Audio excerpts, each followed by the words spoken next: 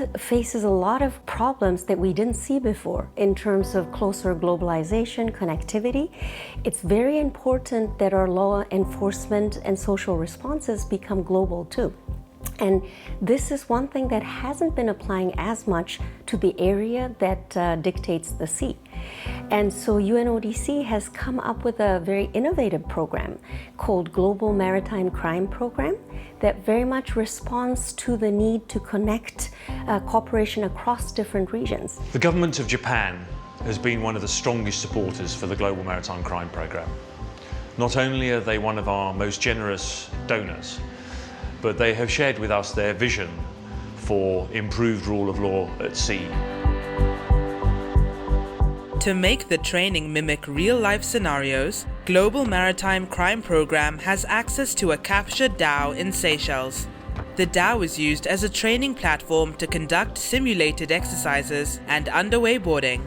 We are currently busy with a visit board search and seizure course for the Tanzanians, Kenyans, Mauritius governments and some of the local Seychelles National Drug Enforcement Agency. The purpose of the visit board search and seizure courses presented by the UNODC is to combat the illicit drug trade and drug trafficking in the Indian Ocean, with our main donors being the Japanese government. With their assistance, we are trying to train all Indian Ocean coastal governments to help us fight this drug trade in the Indian Ocean. Capacity building in Africa area for drug trafficking, for combating drug trafficking, is also key to Japan, and also it's very important for the world. So because that sometimes the drug trafficking organization use African countries for transit country to Southeast Asia or East Asia or to Europe and Oceania countries. The reason why we present visit board search and seizure is not only to get a uniform system for all countries, but also the drug traffickers and the drug lords are getting smarter by the day. We have to do this training on a constant basis and update our way of training, our way of thinking. I have came to learn new ideas because there is a way we do, but now the UNODC is also adding more knowledge to us. I learned how the Tanzania do it. I'm also learned how the Mauritius do it. Why did you know this program would be beneficial both our mentor and their participants because we would be able to create a strong relationship in the future.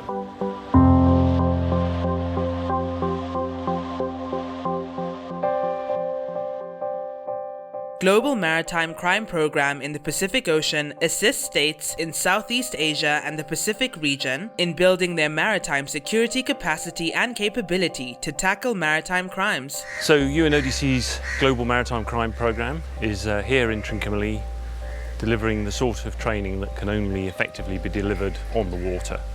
So we're making use of vessels that have been captured from those involved in the trafficking of heroin and illegal fishing.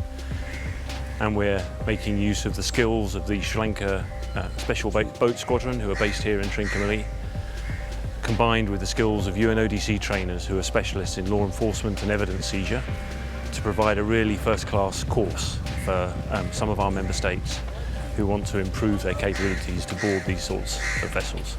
The two main aims of vessel board search and seizure trainings are, firstly, to ensure the vessel is fit to travel in territorial waters, that it has no environmental impact on our territorial water. We are from the Coast Guard. We are doing a routine patrol. Our second aim is to treat the boat as a crime scene, to find contraband, weapons, slave labor, illegal fishing, and human trafficking. So the UNODC, the mentors, they are law enforcement officers. So we mix together with law enforcement and the tactical stuff. Then the trainees will learn both. They will learn the legal aspects at the same time, the tactical things. Doing joint training exercises with our counterparts, most especially with our with our ASEAN neighbors is very important. We get to know them more. We get to do lateral coordinations because it also promotes camaraderie within the ASEAN brothers. Number 8, number 7 can come there.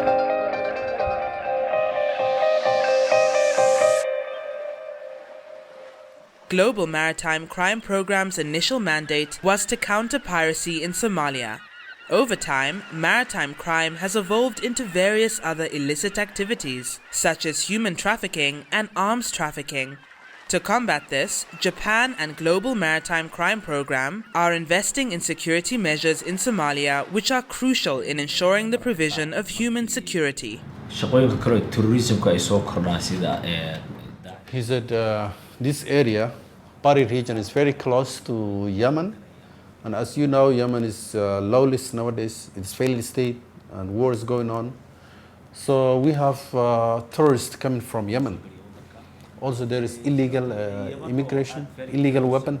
So there is a lot of maritime crime activities taking place in this area. UNODC delivers support to the maritime law enforcement and is one of very few programs that are actively engaged with Yemeni and Somali law enforcement on the waterfront. These are the boats, petrol they are using for the sea patrol. So these boats been donated by UNODC.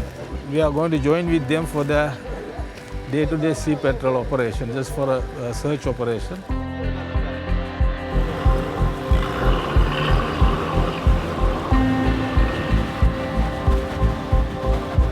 While on sea patrolling, if they found something suspicious, whatever, they are authorized to check that, because they are territorial waters.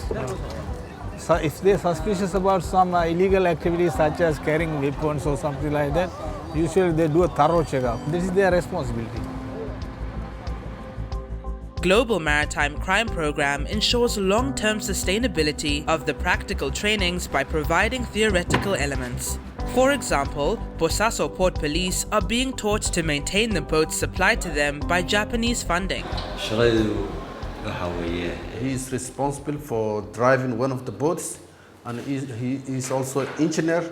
If there is a problem, one of the boats, he is the one who always fixes.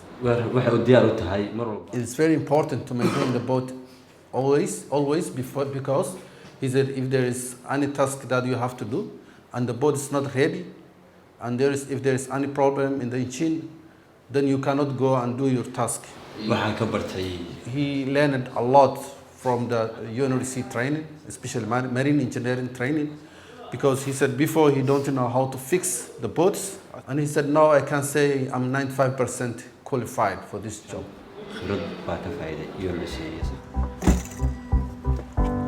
Right. These two engines got a problem with the fuel system. Now we have to dismantle all the engine to check up this fuel system. Right, once we donate something, if they don't help them to maintain this thing, so what is the purpose of that? Maximum 1 year, after that there is no more operation. So it means to say, we must very keen on the maintenance purpose also. So this is the guy who well trained now. And there are another 4 guys working with me, they are right now not here. Global Maritime Crime Programme launched the Indian Ocean Forum on Maritime Crime. The key challenges in dealing with maritime crime in the Indian Ocean region is the transnational nature of the crimes, which span multiple jurisdictions and so require well-coordinated criminal justice responses among countries in the region. As you will have seen from the agenda, we have an exciting week planned for you, which is quite intense, covering various thematic areas of maritime crime. The Prosecutors Network event in Nairobi allows best practice and information sharing. This strengthens government's abilities to deal with maritime crime. Today we're here in Nairobi, Kenya, running our second Prosecutors Network for this year. We have participation from 13 different countries where senior prosecutors have arrived both from the Indian Ocean region but also from the Southeast Asia region to talk about various different thematic areas of maritime crime. Sri Lanka is essentially not a narcotics producing country, but nevertheless we had our fair share of problems with narcotics. Today, crimes such as narcotics trafficking, piracy, etc., are not confined to one jurisdiction. They have become transnational crimes. So we can't act in isolation. We can't think in terms of Sri Lanka being a small island. We protect our boundaries and borders. That's it. I think we have to think about the wider picture, the fact that what happens in other countries would have a direct bearing on what happens in our own country. When I meet my fellow counterparts from other jurisdictions, I learn as to how they conduct their investigations. And although coming from a country with an adversarial justice system, I cannot involve myself into police enquiries, but at least I can advise the police as to how they should proceed if they are to investigate internationally. It's great to see such high level of expertise from all over the region come together and actually talk about their issues, but also suggesting solutions to their own issues. What UNODC's role in the Prosecutors Network is to facilitate the dialogue and trying to capture the key recommendations and challenges and trends and so on. Maritime crime in West Africa manifests itself in various different forms. Maritime crime is a problem in the region. It affects the local communities. Fishery crimes, there is not anymore the same quantity of fish. Drug trafficking, this is on the Highway 10 as it's called. There is an entire criminal machine related to the way the maritime crime is conducted in this region. With Japanese funding, Global Maritime Crime Program is able to do collaborative training with countries in the Atlantic Ocean region. The overall idea of the exercise is a case of drug trafficking. Cape Verde is a maritime country. We have our waters is 180 times more than our land, and the Coast Guard represent the security. Without security, we don't have economy. We need other Navy friends and also organization to help us to do our job.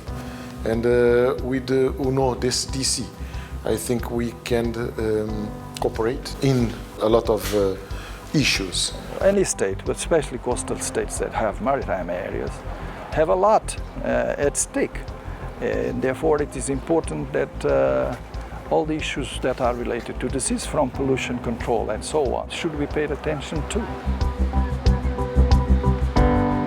Global Maritime Crime Program wants to achieve a justice from the first intervention at sea to the final judgment, which is efficient and effective and allows a sustainable maritime development.